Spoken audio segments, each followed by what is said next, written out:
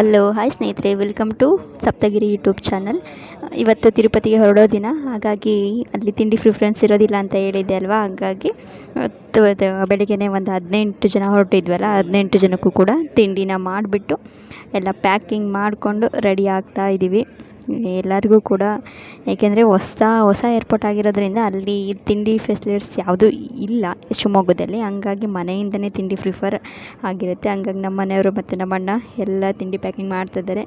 ನಾನು ಪೂಜೆ ಮಾಡಿ ತಿಮ್ಮಪ್ಪನ ಬೇಡಿಕೊಂಡು ಎಲ್ಲ ಸುಖವಾಗಿ ಹೋಗಿ ಕ್ಷೇಮವಾಗಿ ಬರಲಿ ಅಂತ ಬೇಡಿಕೊಂಡು ಪೂಜೆ ಮುಗಿಸಿ ಎಲ್ಲರೂ ಕೂಡ ಹೊರಡಲಿಕ್ಕೆ ಸಿದ್ಧ ಆಗಿದ್ದೀವಿ. ಒಂದು 5 ಗಂಟೆ 5:15ಗೆ ನಾವು ಮನೆಯಿಂದ ಬಿಟ್ವಿ ಸ್ನೇಹಿತರೆ.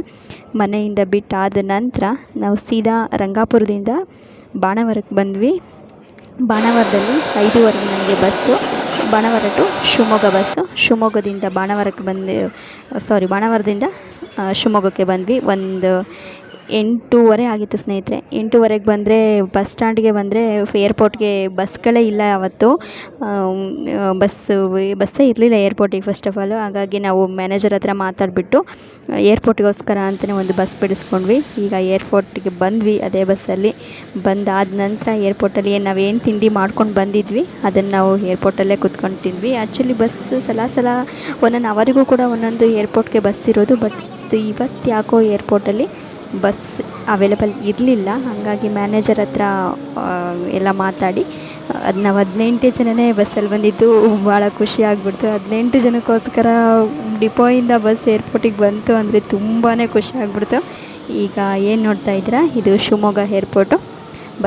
ಬಸ್ಸಲ್ಲೇ ಬಂದ್ವಿ. ಅದಾದ ನಂತರ ನಾವೇನು ತಿಂಡಿ ತೊಗೊಂಡು ಬಂದಿದ್ವಿ ಅದಕ್ಕೆ ತಿಂಡಿ ತಿನ್ನೋಕ್ಕೂ ಕೂಡ ಇಲ್ಲ ಅವೈಲೇಬಲ್ ಇತ್ತು. ಅಂದರೆ ಇದು ಹೊಸ್ದಾಗಿರೋದ್ರಿಂದ ಕೊಟ್ಟಿದ್ದಾರೆ. ಒಂದು ದೊಡ್ಡ ಏರ್ಪೋರ್ಟ್ಗಳಲ್ಲಿ ತಿಂಡಿ ತಿನ್ನೋದಕ್ಕೆ ಅವಕಾಶ ಕೊಡೋದಿಲ್ಲ. ಇಲ್ಲಿ ಕೊಟ್ಟಿದ್ದರು. ಎಲ್ಲರೂ ಕೂಡ ಕೂತ್ಕೊಂಡು ತಿಂಡಿ ತಿಂತಾ ಇದ್ದೀವಿ.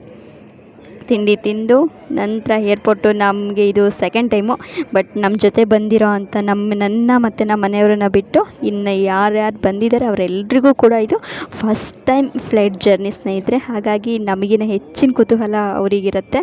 ಹಾಗಾಗಿ ನಾನೇ ಮೊದಲು ಅವರೆಲ್ಲರೂ ಕೂಡ ತಿಂಡಿ ತಿಂದಾದ ನಂತರ ಪೂರ್ತಿ ಏರ್ಪೋರ್ಟ್ ಹೆಂಗಿದೆ ಅಂತ ಹೇಳ್ಬಿಟ್ಟಂತ ನೋಡ್ತಾ ಇದ್ದಾರೆ. ನಾನು ಕೂಡ ಹಂಗೆ ಕೆಲವೊಂದು ಕ್ಲಿಪ್ಪಿಂಗ್ಗಳನ್ನು ತಗೊಂಡೆ. ಇದಾದ ನಂತರ ನಾವು ತಿಂಡಿ ಮುಗಿಸಿ ನೆಕ್ಸ್ಟು ಚೆಕ್-ಇನ್ ಆದರೆ ಮತ್ತೆ ಹೊರಗಡೆ ಬರೋಂಗಿಲ್ಲ. ಏನು ನಾವು ಚೆಕ್-ಇನ್ ಏನಾಗ್ತೀವಿ ಅದೆಷ್ಟೇ ಗಂಟೆ ಫ್ಲೈಟ್ ಆಗಿಲ್ಲ, 11 ಗಂಟೆಗೆ ಫ್ಲೈಟ್ ಅಂದರೆ 11 ಗಂಟೆಗೆ ಬರೋಲ್ಲ ಸ್ನೇಹಿತರೆ. ಏಕೆಂದರೆ ವೆದರ್ ಪ್ರಾಬ್ಲಮ್ ಇರೋದ್ರಿಂದ 1 ಅವರ್ 2 ಅವರು ಲೇಟ್ ಆಗಲೇಬೋದು ಫ್ಲೈಟು. ಹಂಗಾಗಿ ಚೆಕ್-ಇನ್ ಆದರೆ ಮತ್ತೆ ಹೊರಗಡೆ ಬರೋಂಗಿಲ್ಲ. ಅದನ್ನು ಹೇಳ್ತಾರೆ ಕೂಡ ಅವರು. ನೆಕ್ಸ್ಟ್ ವಿಡಿಯೋದಲ್ಲಿ ನಾನು ಒಳಗಡೆ ಯಾವ ರೀತಿ ಚೆಕ್-ಇನ್ ಆದ್ವಿ, ಏನೇನೆಲ್ಲ ಆಯಿತು ಅಂತ ಹೇಳ್ಬಿಟ್ಟಂತ ನೆಕ್ಸ್ಟ್ ವಿಡಿಯೋದಲ್ಲಿ ಹೇಳ್ತೀನಿ ಸ್ನೇಹಿತರೆ. Thank you so much.